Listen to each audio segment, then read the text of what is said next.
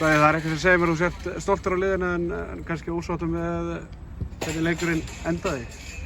Já, ég verð að viðurkenna það að ég gríðarlega stoltur af liðinu og liðsheildinni og það einhvern veginn alveg sama hvað reynt að gera til að brjóta okkur, hvort sem við erum einu manni færri eða hvað það að það aldrei að sjá á liðinu. Við erum bara klárir og höldum bara áfram.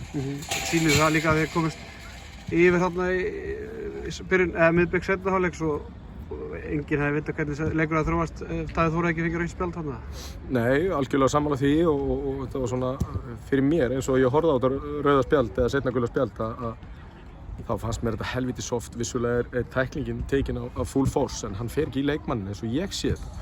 En eins og sem sagt áður að við vitum það áður við förum inn í móti og við finnum það alveg í mótinu að línan gagnvart okkur, hún er svolítið sérstök. Þú vilt meina það? Já, ég upplifi það en það þýðir ekki að við séum að væli því. Okkur er eiginlega alveg sama og eins og ég sagði það þarf heldur mikið til að brjóta okkur niður og við höfum alveg rætt þetta að við ætlum ekki að láta þetta pirra okkur og við ætlum bara að halda áfram alveg sama hvernig það er og eins og ég segi, aftur að spilamennskan okkar, hún er virkilega góð og við liggjum á framvörunum alveg þangað til í lokin og þráttur við séum einu manni færri og erum bara í því að halda áfram og við munum bara gera það. Mótið er ekki hálfnað, einn leikur eftir, þannig að við ætlum bara að keyra á þetta.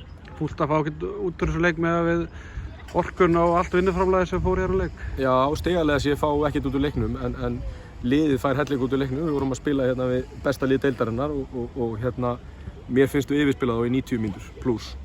Þannig að við fáum helling út úr því og við tökum það bara inn í næsta leik að við gáðum alvöru leik og það var líka ákveðið fyrir leik að við ætluðum að keyra á þá og því miður var stigasöfnunin ekki nægilega góð en aftur að því að við tökum helling út úr leiknum samt sem áður.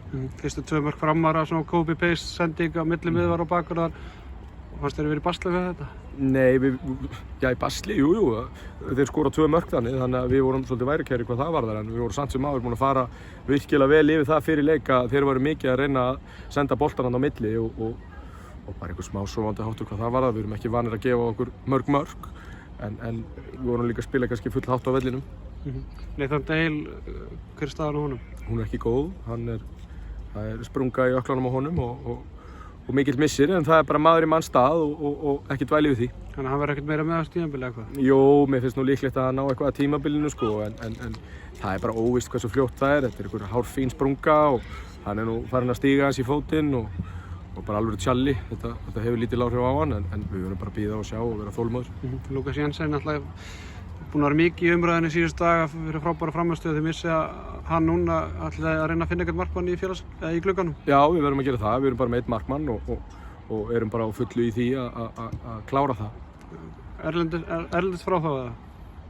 Já, það eru 2 kostir í stöðun allavega og við erum bara að reyna að negla það. Vonandi gerist það fljótt, það er vonlaust að vera með einn markmann. Ætlið þið ykkur upp eða? Ef að frammistaðan okkar heldur áfram að vera svona þá er erfitt að segja nei við því og ætlum okkur upp og ég vona bara að frammistaðan verði svona áfram en eins og ég segi og hef sagt áður að við tökum breytleika einu. Erum við leikur í næstu fyrir Vestri, erum við jafnvel stöðu fyrir þann leik? Er það ekki svona mikilvægur leikur upp á það svona hvert tímabilið þróast fyrir ykkur? Ég ætla ekki að hengja tímabilið á einn leik, þú veist, en okkur hlakkar bara til að fara í næsta leik og auðvitað förum við þangað til að vinna og við erum bara virkilega spenntir fyrir því og við erum gaman að mæla sig við þetta vestra lið, það er alvöru lið og við erum gaman að hitta sama. Takk hérlega. Takk.